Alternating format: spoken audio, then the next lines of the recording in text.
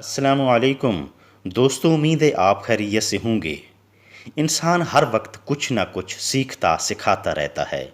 وہ اپنے شوق اور ضرورت کے مطابق علم و ہنر سیکھنے کی ہمیشہ جستجو میں رہتا ہے، جس کے ذریعے اس کے کام اور زندگی میں نکھار آتا ہے اور علم جیسی گراں قدر دولت بھی حاصل ہوتی ہے۔ اسی طرح کچھ لوگ علم کو پھیلانے اور ہنر سکھانے کے بے حد شوقین ہوتے ہیں۔ ان کی ہر چند کوشش ہوتی ہے کہ سیکھے ہوئے علم و ہنر کی روشنی کو آگے پھیلاتے جائیں۔ موجودہ زمانے میں اس سلسلے میں یوٹیوب نے بہت اہم کردار ادا کیا ہے۔ یوٹیوب پر ویڈیو کی شکل میں علم و حکمت کا بے پناہ ذخیرہ موجود ہے۔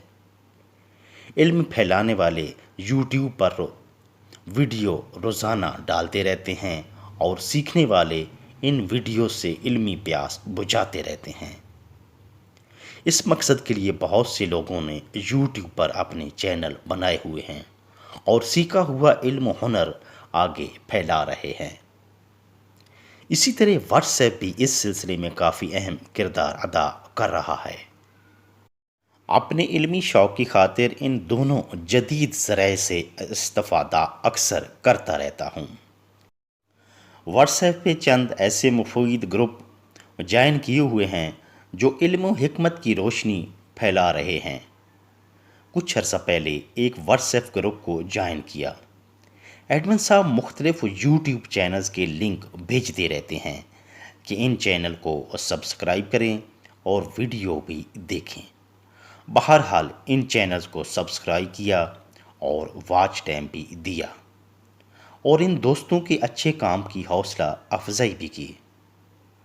گزشتہ روز اسی گروپ میں اپنے چینل کا لنک شیئر کر دیا، جس کی فرمائش چند دوستوں نے کی تھی۔ ابھی چند منٹ ہی گزرے تھے، ایک میسج موصول ہوا کہ آپ کو اس واٹس ایپ گروپ سے نکال دیا گیا ہے اور آپ اس گروپ کا حصہ نہیں ہیں۔ بڑی حیرانگی ہوئی کہ آخر ایسا کیوں ہوا۔ گروپ ایڈمن سے رابطہ کیا تو فرمانے لگے، چونکہ آپ نے اپنے چینل کا لنک شیئر کیا ہے اور یہ اس گروپ کے قوانین کی خلاف ورزی ہے، لہٰذا آپ کو اس گروپ سے ریموو کر دیا ہے۔ وہ مزید فرمانے لگے کہ گروپ صرف ایڈمن ہی کچھ شیئر کر سکتا ہے، باقی ممبران کو اجازت نہیں۔ مجھے بڑی حیرانگی ہوئی کہ گروپ میں کہیں بھی ایسی شرط دیکھنے پڑھنے کو نہیں ملی اور یہ ایک اوپن گروپ ہے جس میں کوئی ممبر بھی کچھ بھی شیئر کر سکتا ہے اور لوگ کر بھی رہے ہیں۔ دوسری بڑی حیرانگی یہ تھی کہ بالفرض اگر مجھ سے یہ غلطی سرزد ہو بھی گئی ہے تو ایک بار وارننگ تو دی جاتی، پھر اگر بار بار میں ایسی حرکات کا مرتکب ہوتا تو ایڈمن صاحب کو حق حاصل تھا کہ گروپ سے نکال دیتے۔ لیکن ایک نادانستہ چھوٹی سی غلطی پر اتنا بڑا غصہ اور سزا کہ ہمارے گروپ سے نکل جاؤ۔ دوسرے الفاظ میں گروپ کی اس سلطنت سے یا دنیا سے چشم زدن میں نکال دیا گیا۔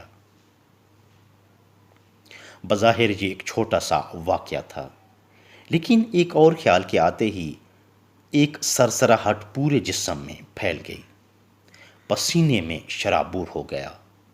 بار بار یہی خیال کچوکے مارنے لگا کہ ہمارے گناہوں، لاپرواہیوں اور حکم عدولی کے سبب اگر اللہ پاک یہ حکم فرما دے کہ نکل جاؤ میری دنیا سے، میری زمین کو چھوڑ دو، میرے آسمان کی چھتری سے باہر نکل جاؤ، تو کیا حال ہوگا ہمارا؟ ہم سیاہ کار کہاں جائیں گے؟ ہم گنہگاروں کو کون پناہ دے گا؟ ہم کس کے در پہ جائیں گے؟ کون ہمارا سہارا بنے گا؟ کون ہمارا والی بنے گا؟ کون ہمارا بوجھ اٹھائے گا؟ بھلا ہم میں ایسی طاقت اور استطاعت کہاں کہ ہم اس جہاں کی وسعتوں سے باہر نکل جائیں؟ ہم اس ذات باری کے اس غیظ و غضب کے مستحق بھی تو ہیں۔ اس ذات نے ہماری اصلاح کے لیے اور اپنا پیغام پہنچانے کے لیے کتنے پیغمبر بھیجے، کتابیں نازل کیں، بار بار یاد دہانیاں کرائی گئیں، بار بار ہمیں سدھرنے کے موقع دیے گئے۔ روزانہ ہمارے سامنے بے شمار واقعات وقوع پذیر ہو رہے ہیں جس میں ہمارے لیے سبق پوشیدہ ہے، لیکن ہم اس سب کے باوجود بھی گناہوں کی دلدل میں دھنسے ہوئے ہیں۔ یقین کیجئے اس خیال نے جھنجھوڑ کر رکھ دیا۔ کافی دیر اسی کیفیت میں رہا کہ کانوں میں مؤذن کی صدا گونجی، اللہ اکبر، اللہ اکبر، اللہ بہت بڑا ہے، اللہ بہت بڑا ہے۔ وہ رب العالمین ہے۔ وہ ایک گروپ ایڈمن کی طرح ایسے تو نہیں کرتا کہ ایک معمولی اور نادانستہ غلطی کی بہت بڑی سزا دے۔ دوران نماز مولانا صاحب نے جب اس آیت کی تلاوت کی، لا تقنطوا من رحمت اللہ، کہ میری رحمت سے نا امید نہ ہونا، میری رحمت سے مایوس مت ہونا، تو کچھ حوصلہ ہوا، ڈھارس بندی کہ اس کی رحمت تو بے پایاں ہے، اس کی رحمت سے ہی بیڑا پار ہوگا، وہ رحیم و کریم ہے۔ اپنے گناہوں پہ نادم ہو جاؤ، توبہ کر لو، بس غفور الرحیم ہے، معاف کر دیتا ہے، 70 ماؤں سے زیادہ پیار کرنے والا ہے۔ یوں جب کچھ حوصلہ بندھا تو نبی رحمت، نور مجسم، رحمت للعالمین، مدینے کے تاجدار، نبی آخر الزمان حضرت محمد مصطفیٰ صلی اللہ تعالیٰ علیہ وآلہ وسلم کی ذات مبارکہ آنکھوں کے سامنے آ گئی، جس پاک ہستی نے اپنی امت کے لیے رو رو کر دعائیں مانگی، ہماری بخشش اور نجات کے لیے آسان اعمال، ذکر و اذکار اور رحمت و مغفرت کی بہت سی گھڑیاں عنایت فرمائیں۔ بس یہ خیال آتے ہی دل کی بے چینی کو سکون آیا، بے قراری و بے کلی کو اطمینان و راحت نصیب ہوئی، غمگین چہرہ کھلکھلا اٹھا۔